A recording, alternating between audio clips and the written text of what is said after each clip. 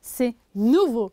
Depuis le 1er janvier 2023, si tu es propriétaire d'un bien immobilier, tu dois réaliser une nouvelle déclaration. Il s'agit de la déclaration d'occupation des logements. Avant de te montrer comment faire cette nouvelle déclaration, voyons qui doit déclarer ces biens immobiliers, quels biens immobiliers sont concernés et surtout à quoi elle sert.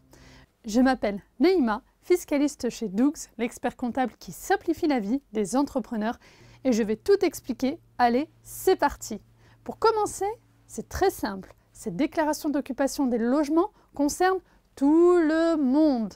Désormais, tous les propriétaires de biens immobiliers doivent remplir cette déclaration. Et c'est vrai aussi bien pour les personnes physiques que pour les personnes morales. Pour ce qui est des biens concernés, c'est la même chose. Tous les immeubles bâtis, neufs ou anciens font maintenant l'objet de cette déclaration. Résidence principale, résidence secondaire, biens locatifs, tout est pris en compte. Pour faire simple, si tu es propriétaire d'un logement à usage d'habitation, tu dois remplir cette nouvelle déclaration d'occupation des logements. Petite particularité, si tu es en indivision sur un bien, la déclaration doit être faite par l'usufruitier. Mais pourquoi doit-on faire tout ça? Cette déclaration va permettre d'identifier d'un côté les locaux non occupés, assujettis à la taxe sur les locaux vacants, et de l'autre, les logements pouvant être exonérés de taxes d'habitation. Seule la résidence principale va échapper à cette taxe et les résidences secondaires restent taxées en principe. Le revenu fiscal de référence entre alors en jeu. L'exonération de la taxe d'habitation dépend de votre revenu de référence, même pour les résidences secondaires. Par exemple, un foyer fiscal où l'on compte 2,5 par est exonéré en dessous de 53 844 €.